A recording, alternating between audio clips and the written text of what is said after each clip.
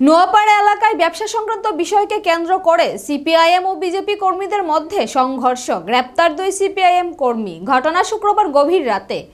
ঘটনার সাথে জড়িত 2 সিপিআইএম কর্মী মিলাদ হোসেন ও সুমিতকে গ্রেফতার করে বিশালগড় থানার পুলিশ। উক্ত ঘটনায় এলাকায় তীব্র উত্তেজনা ছড়িয়ে পড়ে। জানা যায়, সাদ্দাম হোসেন নামে এক বিজেপি কর্মীর বাড়িতে আচমকাই হামলা চালায় মিলাদ হোসেন সহ একাধিক সিপিআইএম কর্মী। সাদ্দাম হোসেন অভিযোগ করেন, এলাকায় তিনি বিজেপি দলের হয়ে কাজকর্ম করার অভিযোগে তার বাড়িতেই আক্রমণ। সাদ্দাম হোসেনের বাড়িঘর ভাঙচুর করে ঘরে থাকা নগদ 2 লক্ষ টাকা লুট করে নিয়ে যায় বলে অভিযোগ।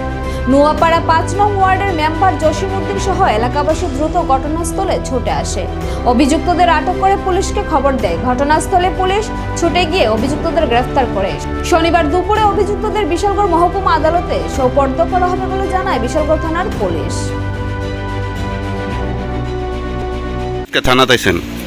আমি সন্ধ্যা 7টার দিকে আমরা নোয়াপাড়া পার্টি অফিসে আমরা মানে কথাবার্তা দিতেছে আর কি। আমরা তো হঠাৎ করে মিলাদ হোসেন আমার ফোন করছে। ফোন করে কইতেছে, তুই বলে নেতা হইস? আমাকে কে রেখে দিয়েছে? তোর নেতাকে দিয়ে ছোড়া তুই বাইকে 5 মিনিট দিচ্ছে। তো আমি আমার মানে কর্মীরা লগে আমি আর কোনো কিছু কইছি না। আমার লগে যে আসিল তা তার কাছে কোনো কিছু না করে আমি বাড়িতে আইছি। বাড়িতে যাওয়ার পরে তারা 8-10 জন না আরও বেশি আইসিরা। আমি বাড়িতে আইতে আইতে পার্টি অফিস থেকে আমার বাড়ির একটু দূরে, আমি বাড়িতে আইতে আইতে আমার বাড়ির আইসিরা আমার টিন মিন বাইরে বেরিয়ে ভাঙ্গা সিরা বিরা লাইছে। এরপর আমার ঘরের ভিতরে ঢুকিয়া মহিলারা ধাক্কা দিয়ে ফালাইছে, খাটের উপরে ফালাই দিয়ে আমার চুপে চুপে সব ভাঙ্গা লাইছে। ভাঙ্গা পরে আমি আইসি। এরপরে আমার উপরে তারা আক্রমণ করছে। এরপরে আমার বাড়ির যে আমার পার্টি অফিসের যে লোক ছিল তারা ফোন করছি। ফোন করার পরে তারা সবাই আইসে। এবার ইতান দইরা এবার থানার ভিতরে ফোন করছি। আমরা থানার দ্বারস্থ হয়েছি। হ্যাঁ, আমরা চোখে ভাঙ্গা কোনো কিছু টাকা টোকা লইছে। কত আনছি আমি যদিও কইতে পারি না, বাড়িতে গেলে কইতাম পারলাম। আমি থানাটাই করছি।